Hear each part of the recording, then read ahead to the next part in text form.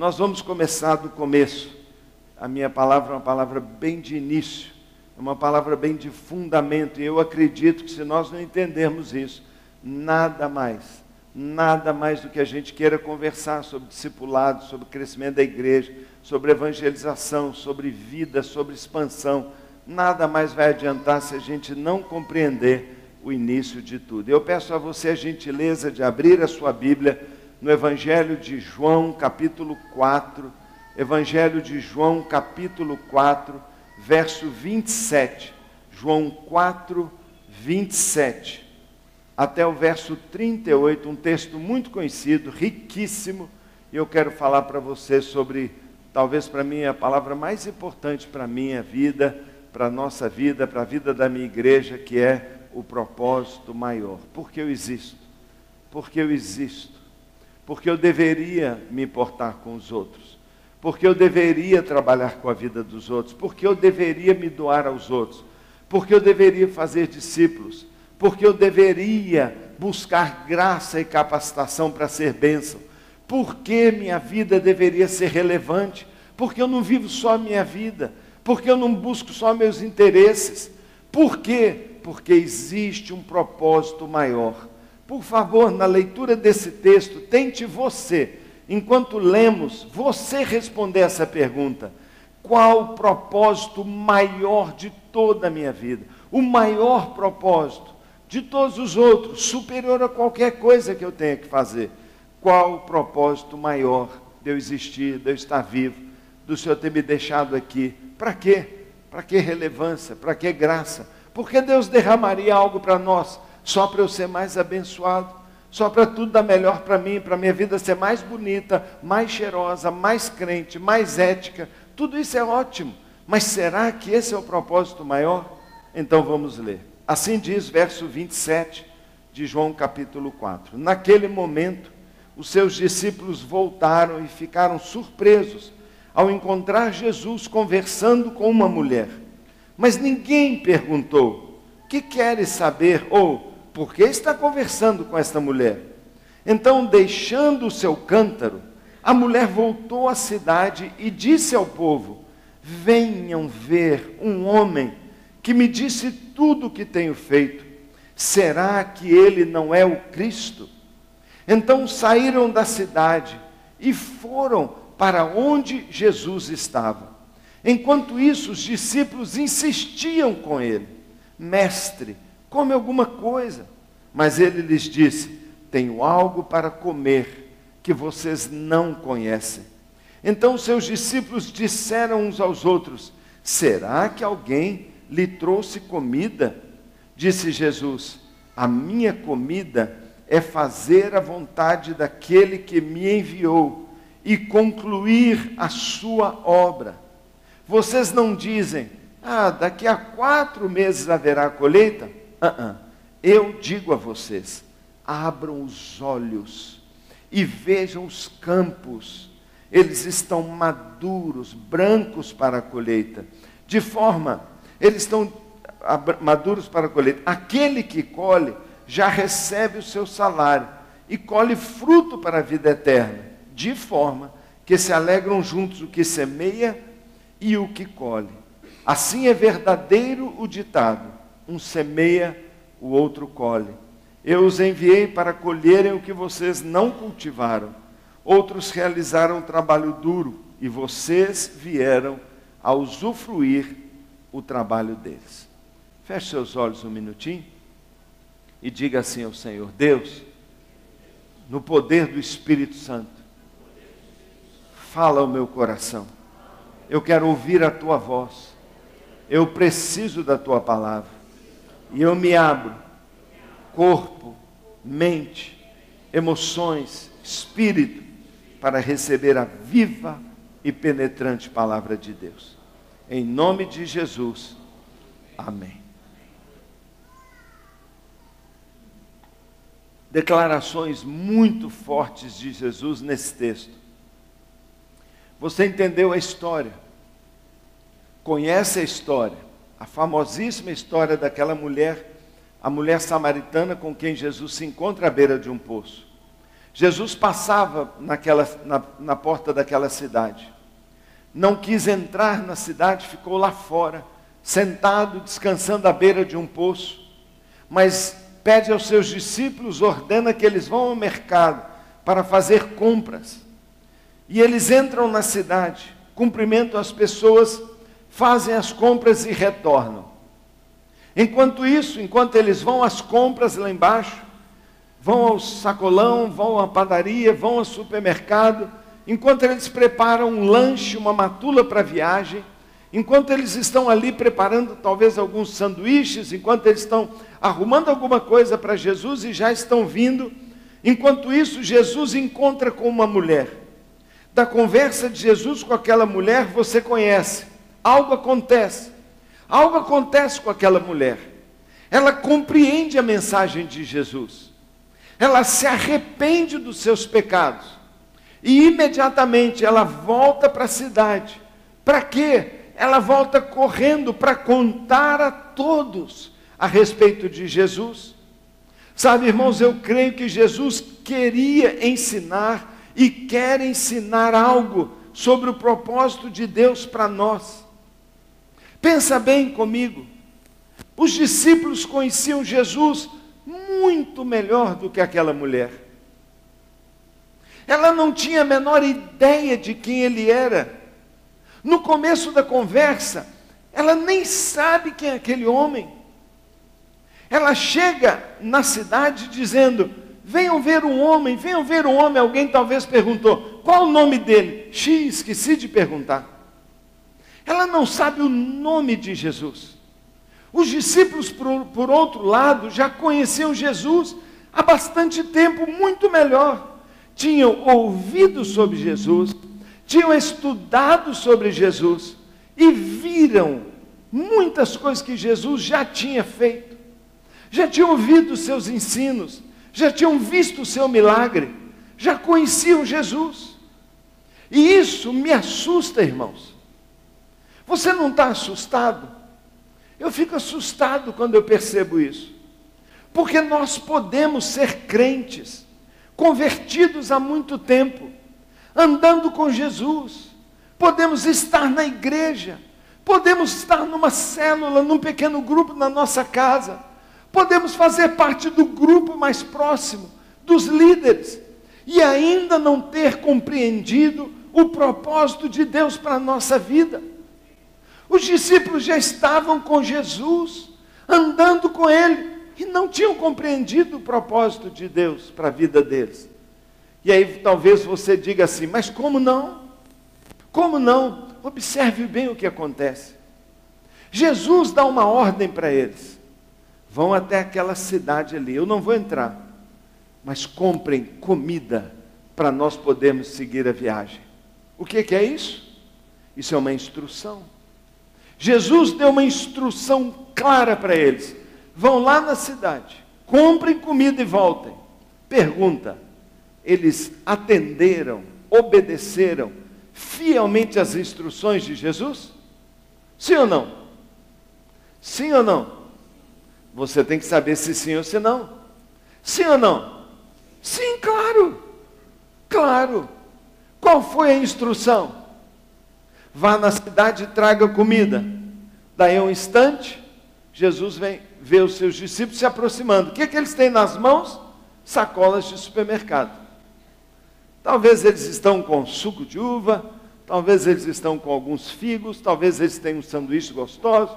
Naquela região lá, não sei se tem, mas talvez um quibezinho, não é? Ele vem trazendo uma comida gostosa, pão com certeza tinha. Obedecer as instruções? Obedeceram. Então pensa comigo, 10 leprosos clamam, Jesus, Jesus tem compaixão de mim. Jesus diz a eles, o que vocês querem? Ah, Jesus, nós somos leprosos. Qual a instrução de Jesus? Clara. Vão até o sacerdote e se mostrem para o sacerdote. Deixa ele olhar sua pele. Quando vocês fizerem isso, vocês vão ser curados. Foi essa a instrução? Foi. Quantos obedeceram a instrução de Jesus? 9. Só 9. Porque enquanto os 10 estavam indo para encontrar o sacerdote, o milagre já aconteceu. Nem precisaram chegar no sacerdote e a lepra sumiu. Um deles parou e falou assim: olha, e todo mundo começou a ver. Sumiu, sumiu. Bem, qual é a instrução? Vamos embora, vamos para o sacerdote. Um deles diz assim: vocês estão doidos? Nós temos que voltar. Não, não, a instrução dele foi clara. Mostre-se ao sacerdote. Mas alguém disse: como eu posso continuar? Como eu posso ir para o sacerdote sem voltar? E adorá-lo, e agradecê-lo? O que você faria? Instrução. Qual foi a instrução? Vá ao sacerdote. Bem, um deles desobedece a instrução. Ele sente algo. Aqui dentro ele sentiu que tinha algo mais importante a fazer. Por que ele sentiu isso? Não sei, pergunta para ele.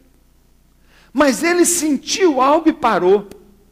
E ele deixa os 9 ir embora e volta. E quando ele chega diante de Jesus, ele se prostra aos pés. Adora Jesus. E Jesus pergunta o quê? Por que você voltou? Eu te mandei para lá, rapaz. Agora a lepra vai voltar. Foi isso que Jesus falou? Jesus falou assim: onde estão os outros 9? O que Jesus está dizendo com isso? Todos eles deveriam ter parado e voltado. Existe uma diferença entre instrução e intuição. Algo que você sente lá dentro no seu coração. Eles sentiram que deveriam voltar. Jesus deu uma instrução para os discípulos: vão na cidade, comprem comida. Eles obedeceram? Sim. Mas por que eu fico preocupado?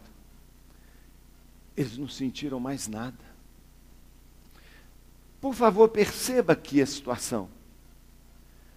Talvez nunca mais Jesus passaria dentro daquela cidade. Ali na esquina, ali atrás, sem ninguém saber, ninguém sabe. O Salvador está ali.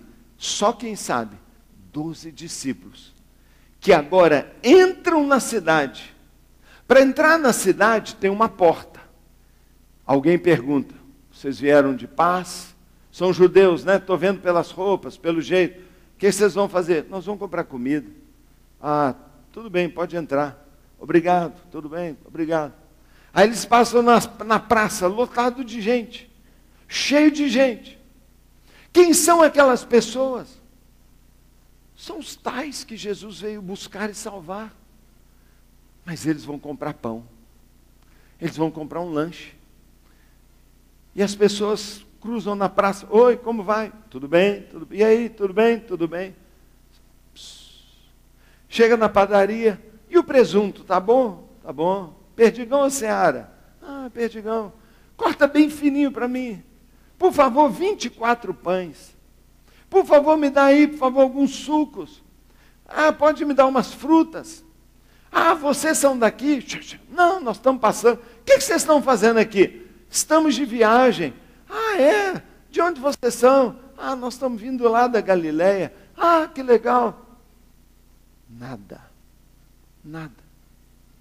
Bem, eles sobem com o lanche. E quando eles se aproximam de Jesus, tem uma mulher conversando com ele. Eles estranham. Um homem sozinho com uma mulher? Mas é lógico, quem é doido de perguntar alguma coisa? Eu não perguntaria também, não. É o Filho de Deus. Ele conversa com quem ele quiser. Depois um anjo lá fica bravo comigo, manda um raio na minha cabeça. Você está doido? Eles ficam quietinhos. Mas colocam a mesa ali mesmo. Estende um piquenique, uma toalha. Toma, Jesus, olha que delícia. Compramos um monte de coisa. E o texto nos diz que Jesus não quer comer. Eles insistem, come Jesus. Jesus estava morrendo de fome. Ele pediu que eles fossem lá porque ele estava com fome. A viagem é longa e cansativa. Mas agora ele perde o apetite, pensa. Ele não tem mais vontade. O que tirou o apetite de Jesus? Por que essa mudança de humor? porque nós seguimos as instruções certinhos. Nós somos direitinho o que Ele pede para a gente fazer. A gente não rouba, a gente não mata, a gente não mente. Mas por que Jesus não está radiante conosco?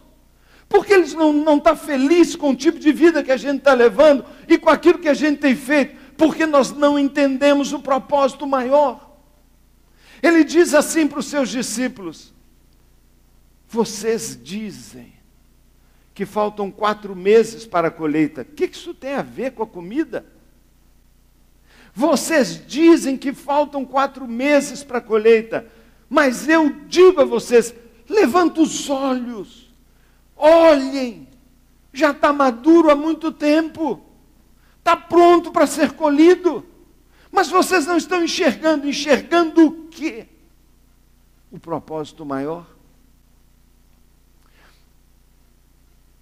Sabe, queridos, eu fico muito preocupado com os crentes da igreja. Porque os crentes me parecem mais com os discípulos do que com aquela mulher. Em certo sentido, graças a Deus. Mas eu acho que muitas pessoas ainda não entenderam o propósito maior para a vida delas. Porque elas se tornaram discípulos de Jesus. O que estava implícito nisso?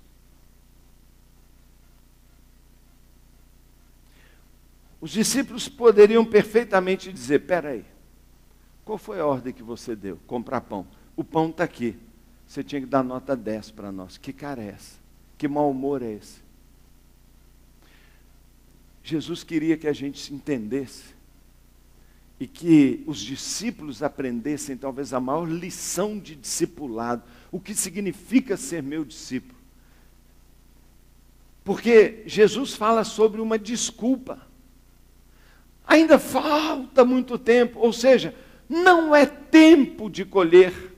O que Jesus está querendo dizer? Vocês estão pensando que porque eu mandei vocês na padaria, padaria não é lugar de pregar. Sacolão não é lugar de fazer discípulo. Entrar numa cidade que ninguém conhece a gente, não é hora de discipular. E nisso a igreja embarcou. Porque hoje o que acontece, a realidade da igreja evangélica é que na escola é lugar de estudar, na faculdade é lugar de se formar, no cabeleireiro é lugar de cortar o cabelo, na academia é para ficar bombado. Agora, lugar de falar de Jesus é na igreja. É na igreja. Não é hora de falar de Jesus na segunda-feira. Não é hora de falar de Jesus para os meus amigos. A hora de falar de Jesus é onde tem crente. E os discípulos estão dizendo, mas Senhor, nós fizemos o que o Senhor falou. E aliás, não tinha ninguém lá dentro. Ninguém nos procurou, ninguém estava interessado. É como se Jesus falasse assim, vamos dar uma olhadinha, vamos ver lá. E eles olham lá para baixo e começa uma poeira, um barulho, um movimento. E do portão começa a vir gente. Sabe por quê? Porque aquela mulher, mal falada, talvez a mais improvável, não é? O mais improvável canal do convite de Jesus, desce lá. Talvez quando aquela mulher veio descendo correndo, as outras mulheres pegaram o marido, jogaram para dentro de casa, fecharam a porta. O que foi?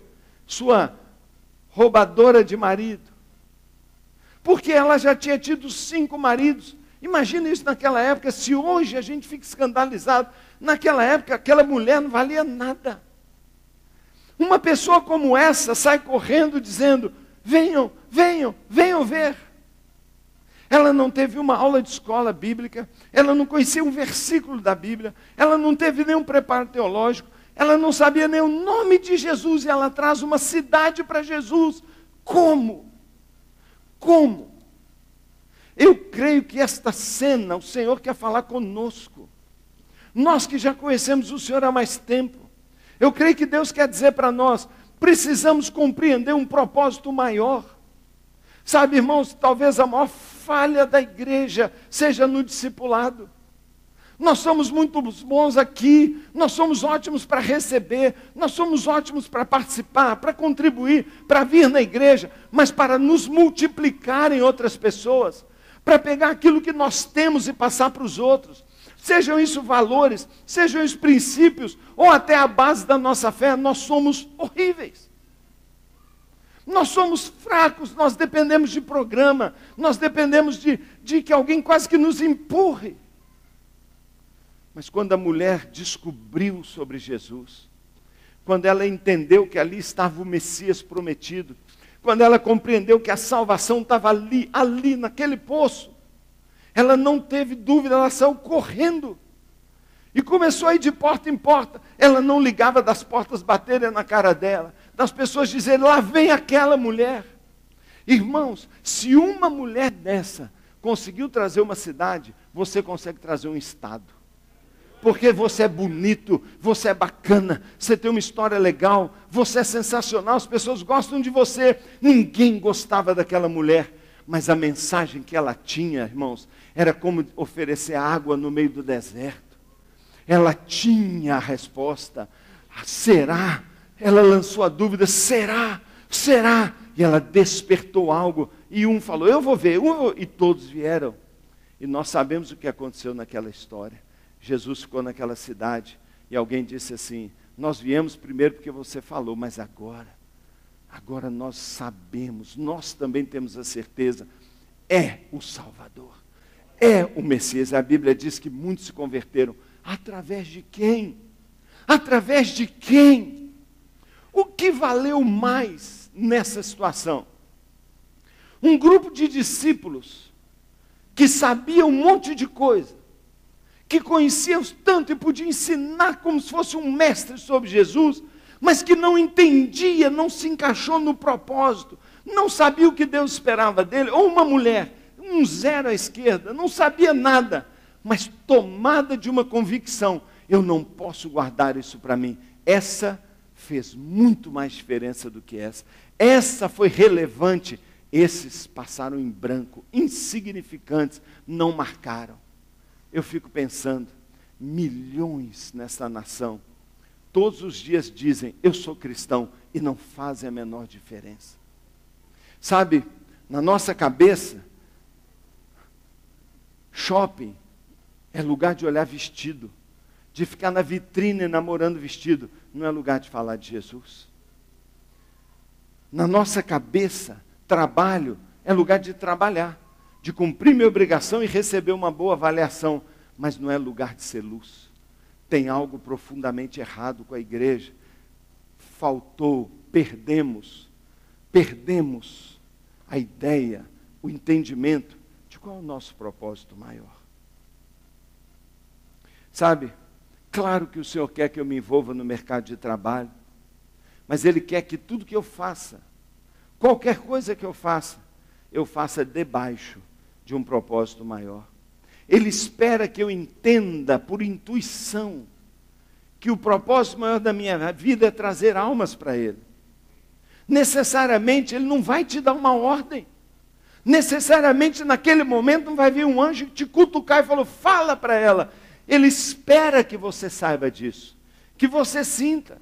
Mas se por acaso alguém aqui ainda não entendeu isso e espera uma ordem, pois não, está escrito aqui. Portanto, vão e façam discípulos de todas as nações, a qualquer hora, em qualquer lugar, especialmente através das suas conexões de relacionamento, especialmente indo para aquelas pessoas que te conhecem, especialmente testemunhando do que você já experimentou. Foi isso que aquela mulher falou.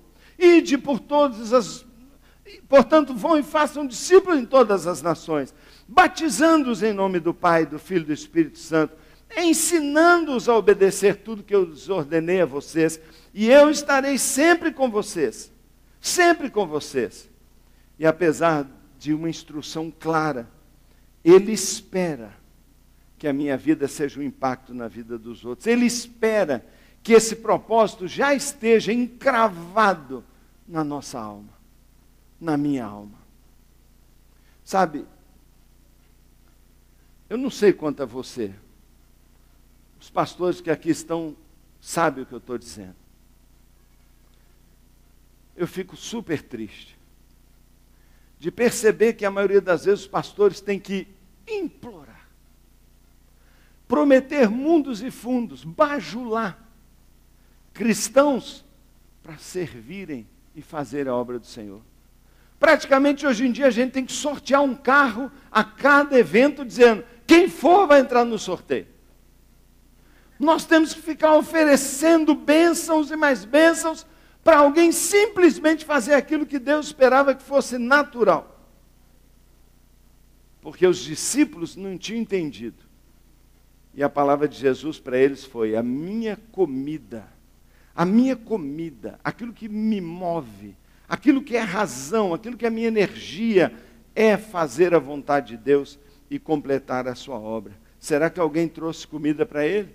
Ele diz, eu tenho outra comida. Sabe, engraçado que eu cresci ouvindo falar que a palavra é a comida do crente. A palavra é a comida do crente. A gente sabe que é, mas aqui não é o que Jesus está dizendo. Jesus não está dizendo que a comida dele era a palavra. Ele está dizendo, a minha comida, o que me faz forte e saudável, não é só conhecer a palavra de Deus, porque os discípulos já conheciam. Mas a minha comida é realizar a vontade de Deus. O combustível da minha vida, ele está dizendo, é a obra do Senhor. Sabe, o que mantém um crente vivo, irmãos, não é apenas o alimento da palavra do púlpito. Tem pessoas que a gente prega e ele não é vivo. Sabe um monte de coisa e não é vivo. O que mantém um crente vivo e saudável, motivado, cheio de experiências para contar, é realizar a vontade de Deus, é completar a sua obra. Deixa eu falar com você, meu irmão, o crente que não ganha almas não é sadio. Irmãos, o crente que não ganha almas não é sadio. Eu sou pastor há 29 anos, eu posso afirmar isso para você. Tem alguma coisa errada em alguém que não compreende o valor do que tem e não quer repartir com o outro. Tem algo errado. E aí, às vezes, a gente não entende por quê. Eu alimento, mas eu não vejo crescimento. Porque o que faz um crente saudável é ganhar almas para Jesus. Por isso eu sinto dizer que você pode estar super alimentado da palavra de Deus, mas não ser sadio. Porque ganhar outros para Jesus, isso sim, como resultado de tudo que Deus tem te dado, de toda a graça sobre você, tudo que Deus tem derramado sobre você, tem que resultar em alguma coisa muito palpável e prática. É como se Jesus já estivesse dizendo para aquele moço ali, sabe, eu já comi algo sim, eu já comi. Sabe por que eu estou satisfeito agora? Sabe por que eu não preciso de mais nada? Porque eu acabei de levar uma moça para o reino de Deus. Eu acabei de levar uma moça, eu estou satisfeito, eu estou saciado, porque eu acabei de falar com uma moça. E você quer ver que ela já foi para o reino? Ela vai voltar daqui a pouquinho dando frutos. Porque quem é abençoado vai se tornar uma bênção. Quem é abençoado mostra isso com frutos de um abençoador. Eu te abençoarei e você será uma bênção. Esta é a realidade. O que aconteceu com nossas igrejas? O que aconteceu com esse evangelho mercenário que nós pregamos? O que aconteceu? Sabe, nós criticamos alguns que têm uma teologia um pouco esquisita, né, que a gente chamaria, e eu nem vou dizer o quê, mas uma teologia meio assim, só da bênção, da prosperidade. Tudo bem, a gente acha meio esquisito, mas aqui, só entre nós aqui, batista, metodista, a gente que tem uma sã doutrina, nós não somos iguaizinhos. Nós não só queremos ganhar. A gente não vai na igreja que é boa, na igreja que tem bom pregador, que a música é boa. Quem vai para uma igreja ruim? Quem está saindo daqui para ir para um lugar que não tem igreja nenhuma? Quem é missionário? Quem está indo para os lugares para falar, vem cá, reúne nós 4 aqui, nós só queremos ganhar. Não é a mesma coisa? Quem foi que alterou essa ideia do evangelho? Que o crente é feliz quando recebe, o crente é feliz quando dá. Jesus está dizendo, eu estou feliz, eu não preciso nem da comida mais, Eu estou satisfeito, porque eu acabei de ganhar mais uma mulher para o rei, para o meu pai. Eu vim buscar e salvar e acabei de ganhar mais uma. E pelo que eu estou imaginando, ela já está dando fruto aí. Irmão, falta para nós entender o propósito maior. Claro que Deus quer te abençoar. Claro que Deus quer me abençoar e tem me abençoado muito além do que eu mereço. Mas acima de tudo, o que nos move, o que moverá um crente, o que levará uma igreja para frente, o que vai fazer de um povo imparável, um povo que ninguém consegue deter. Sabe, esse evangelho santo, o que vai entender é quando nós encarnarmos, quando entrar dentro de nós a compreensão de que aonde eu estiver, a hora que for, em qualquer instância, em qualquer momento, eu estou aqui para falar de Jesus. Para falar de Jesus. Quem é assim não vai ter problema com o discipulado, porque ele vai ganhar. Porque ele ganhou, ele vai ter que cuidar. Porque ele tem que cuidar, ele tem que aprender. Porque ele vai ter que alimentar, ele vai ter que ter para ele mesmo. E ele vai se reproduzir na vida de outros. E outros se reproduzirão na vida de outros. E esse modelo andará, que nós chamamos de um modelo natural de multiplicação. Enche a terra. Povoe a terra. Gerem filhos. Sejam frutíferos e fecundos. Essa é a ordem original. E o Senhor continua nos desafiando. A mulher que não tinha o menor preparo. A mulher que era rejeitada. A mulher que receberia portas na cara. Não parou. E ela só dizia, encontrei, encontrei, encontrei. Será que os membros de nossas igrejas não poderão só falar isso? Eu encontrei aquele que mudou a minha vida. Precisa mais do que isso. Precisa mais do que isso. Só isso. O Senhor não falou que nós seríamos pregadores. Muitas pessoas não têm coragem de formar um grupo de discipulado porque falam, o que eu vou falar? Jesus só falou uma coisa, e receberão poder ao descer sobre vocês o Espírito Santo, e sereis minhas professoras, mestras, testemunhas. Aquela mulher foi uma testemunha. O que ela falou? Ela disse, encontrei alguém. Eu posso falar isso. Você pode falar isso. Nossas igrejas podem dizer isso. Eu encontrei alguém. A vida dela foi relevante, causou impacto. A vida dela causou impacto. Uma cidade inteira foi impactada. Jesus ficou lá 2 dias, ele estava de passagem, ele permaneceu. Olha o impacto que uma mulher, pelo que eu vi no tema deste encontro do Redime, tem a palavra relevância. Meu querido, nós não vamos ser relevantes se nós fazemos o que todo mundo faz. Se nós vamos para o shopping, se nós vamos para a escola, se nós vamos para a academia, se nós vamos arrumar o cabelo, se nós vamos fazer a barba, engraxar o sapato, e é só isso. Nós somos iguais todo mundo. Mas quando a gente entende que todas essas coisas podem e devem ser feitas atentos com as oportunidades e debaixo de um comando, de uma intuição, de um sentimento, de uma urgência, de um olho aberto para perceber, o campo está branco, o campo está branco, o campo está branco. Quem foi que mentiu para nós? Quem enganou a gente dizendo que as pessoas ali não querem Jesus? Elas estão implorando por Jesus. Se o mundo já estava maduro há 2000 anos, está quase apodrecendo. Está mais que maduro, gente. Está mais que maduro. Em Belo Horizonte, eu não sei se é diferente, mas as pessoas vêm pedir para se converter. As pessoas têm pedido sobre Jesus. As pessoas têm clamado, por favor me fala de Jesus. Que oportunidade nós temos. Sabe, gente, essas são as nossas desculpas que damos. Essas são as nossas desculpas. Mas isso não deveria parar a gente. Eu termino destacando para você o versículo que diz. Sabe, amigo, irmã, irmão, há um propósito maior para a minha vida e para a sua vida. Compreender isso causou um impacto em mim e tem causado um impacto em minha igreja. Alguns anos atrás, quando eu vim aqui, coitado da igreja, mas alguns anos atrás, uma igreja batista pequenininha. Hoje uma igreja grande, multiplicadora, numerosa, missionária. O que mudou? O pastor é o mesmo, a denominação é a mesma, os ambientes são os mesmos. Alguma coisa entrou dentro do coração das pessoas. E foi a compreensão desse propósito maior.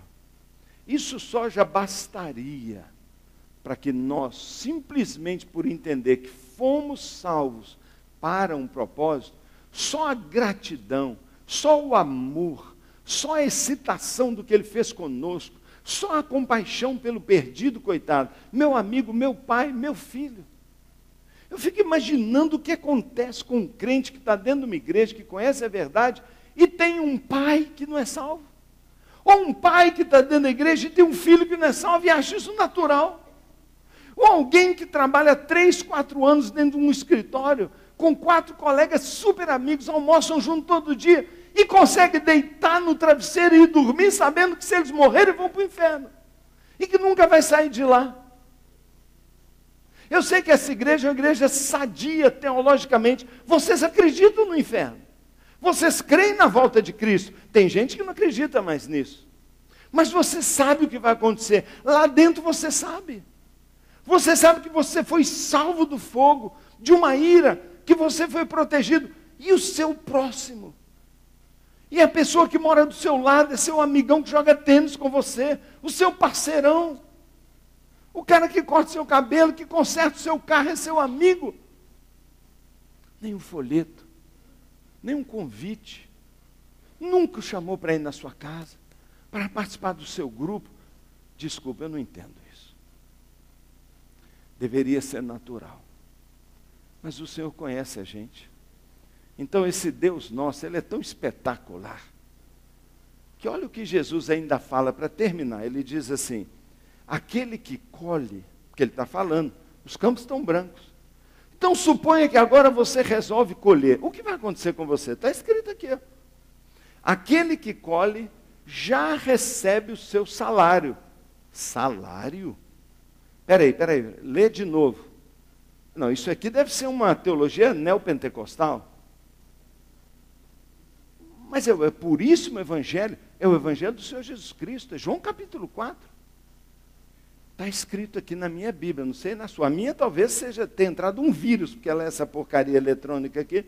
Eu gosto daquela de papel ali. Mas como eu estou vendo que todo mundo só tem a tal da porcaria aqui, eu estou em casa.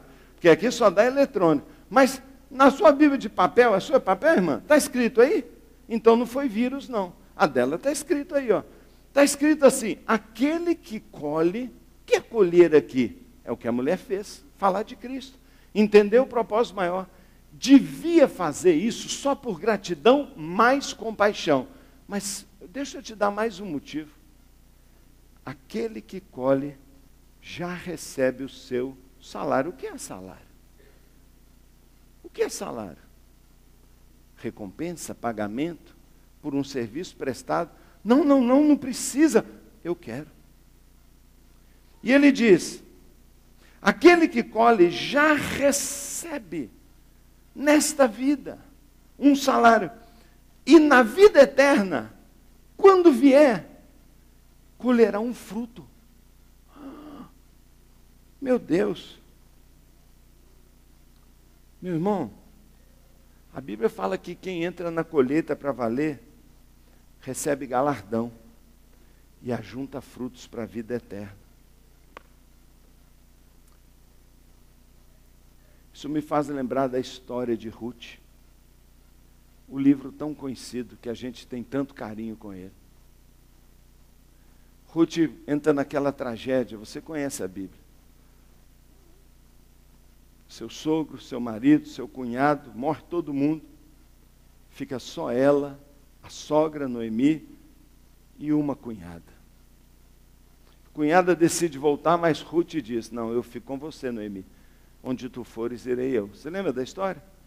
E as duas, não tendo o que comer lá na terra de Moabe, passando a maior fome, o que eles fazem? Eles então voltam para Israel. Só as duas, sozinhas. Elas estavam de roupa preta porque estavam de luto. Eu não sei se você já perdeu um marido. Minha mãe perdeu o marido. Minha mãe perdeu um marido joia que ela tinha. Muito legal. Como eu gostava do marido dela. Eu acho que uns 2 ou 3 anos minha mãe ficou tadinha. Como está ótima hoje. Mas não foi fácil. Pois Ruth estava viúva. Viúva, cunhado morreu, marido morreu, sogro morreu, pobre, não tinha o que comer, maior seca, maior fome, miserável, perdeu tudo. Ela com uma roupona preta, ela vai só com uma sacolinha, ajudando a sua sogrinha velhinha, voltando para Israel. Quando ela chega em Israel, diz o texto que ela vai para Belém, só tem uma frasezinha que está lá que chama a minha atenção, diz assim, e era tempo de colheita. Só isso. Está escrito lá, irmão. Agora eu pergunto, onde você chega? Qual lugar que não é tempo de colheita? Não, peraí, eu estou de luto. Você não sabe o que é uma viuvez?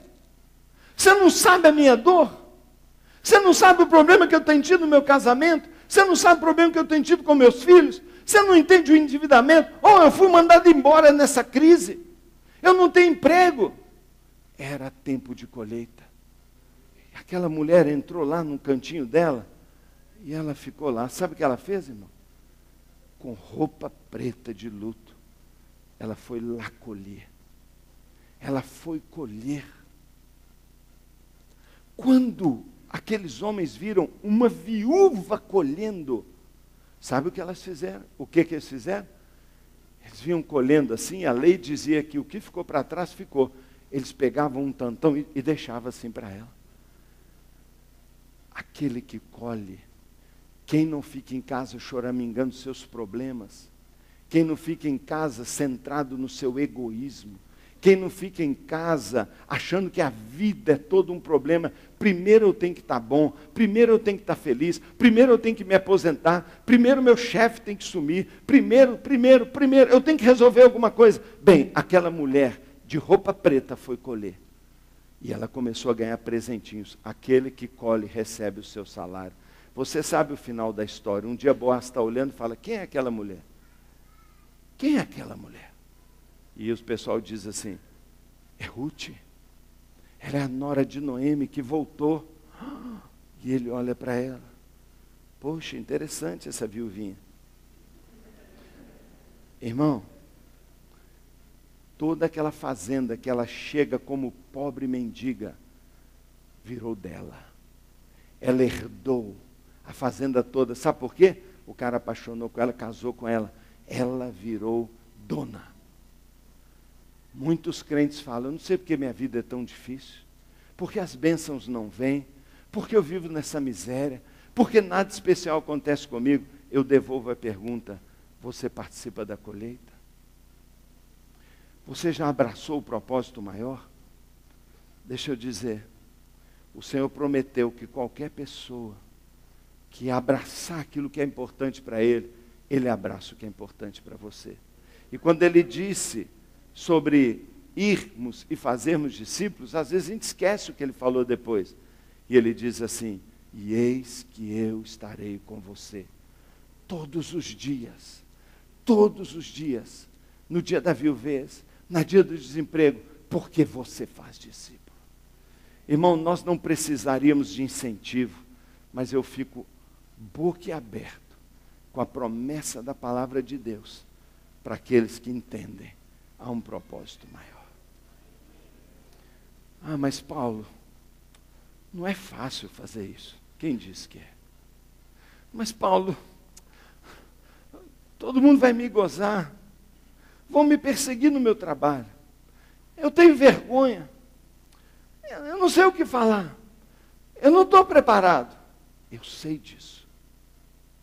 Por isso, 2 palavras. Eu vi no título desse redime, relevância. Você só terá quando você entrar no projeto de Deus. Mas eu vi a primeira palavra, graça. Você sabe o que é graça? Graça significa que algo que não vem de você vai acontecer em você. Que alguma coisa externa, abundante, vai estar a seu dispor. Meu querido, tenha certeza. Quando você decidir, em vez de ficar em casa choramingando suas limitações, sair para colher, ainda que de luto, ainda que com dificuldades, você verá favor acontecendo. E as coisas serão por você. E Deus vai abençoar a sua vida extraordinariamente. Eu tenho falado do que eu tenho provado. Eu tenho falado aqui para você do que eu tenho visto lá em Belo Horizonte. Há uma graça operando para gerar relevância no meio de uma igreja que resolveu se importar e dizer: eu tenho um propósito maior da minha vida, eu vou pregar o Evangelho.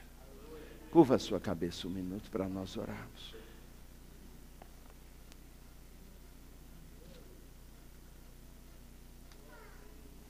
Querido, esse é o início de tudo. Pastores que estão aqui, amados, queridos, quem sou eu para ensinar alguma coisa? Eu sou só a boca de Jesus. É Ele que está te falando. Me perdoe se minha linguagem é atrevida aqui nesse lugar. Eu o respeito imensamente. Mas, pastor, deixa eu dizer para você. Nossos membros não conhecem o propósito maior. Eu falei que tudo começa assim porque começa mesmo. De que adianta você lançar um método, uma campanha, se lá dentro não tem a motivação? O que adianta você cobrar, falar, se você não deu as razões? O que adianta se as pessoas não sabem para que elas estão dentro da igreja? Não é possível que os nossos membros virão na igreja só para receber, assistir mais culto. A 28ª série de pregações sobre o Sermão da Montanha que eles já ouviram. Já sabe de cor. Não é mais montanha, é uma cordilheira. Mas quando é que eles vão ser enviados? Quando é que eles vão ser enviados? Vá à cidade e traz a cidade para mim. É nosso papel, pastor, começar tudo a respeito de crescimento, discipulado e evangelismo, falando sobre o propósito maior. Meu querido irmão, se você está aí lutando porque dirige um grupo na sua casa e você pensa em deixar porque é difícil, porque você não sente apoio, porque as pessoas não interessam, para onde você vai então? Vai voltar para o shopping? O propósito da sua vida, irmã, vai ser comprar aquele vestido. Eu sei que você vai ficar linda, mas é isso que vai dar razão para a sua vida. É arrumar um novo tratamento para o seu cabelo, ficar mais liso ainda. É uma tinta diferente. Seu próximo sonho é um lift. Ou você, homem, um carro 2 anos mais novo. Não é isso que vai preencher a gente. Deus nos chamou para algo muito maior.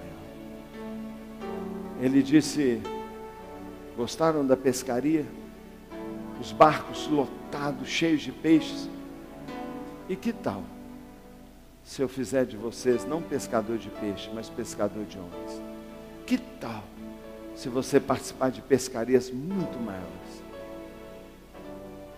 Senhor, tua palavra lançada, abrindo esse encontro, é sobre o propósito maior. Eu te agradeço, Pai, por me conduzir nessa direção. Quanta alegria eu sinto de perceber que foi o Senhor que me pediu para falar isso. Que alegria, Pai, de perceber que os corações estão recebendo esta palavra com tamanha avidez. Senhor, eu quero pedir uma revolução. Eu quero pedir uma transformação nas igrejas, Pai, das serras fluminenses. Senhor, que toda esta região seja incendiada, Pai, por um povo avivado, inflamado, Pai, porque foi conquistado, Senhor Deus, pela visão do propósito maior. Deus, e que todos nós desçamos as cidades, para dizer para todo mundo: venham ver, venham ver, venham ver. É o que eu peço em nome de Jesus, Pai. Se nós tivermos oportunidade, Eu vou responder a sua pergunta. Qual é a pergunta que você tem que fazer agora? Pensa. Você tem que falar assim: ah, pastor, naquela época era muito fácil para a mulher, porque Jesus estava ali, ó. É só pegar o povo que eles iam chegar lá e iam ver. Hoje, cadê Jesus? Onde ele está? Eu vou levar ele onde? Ah, pastor, hoje está difícil, porque onde eu vou levar? Se você vier em algum outro encontro que eu estiver, eu vou dizer: onde Jesus está? Só pensa que ele estava sentado no poço. Ele estava lá no poço. Onde é o poço? Onde está o poço? Onde é que tem uma coisa redondinha assim, que as pessoas sentem em volta? Deus te abençoe.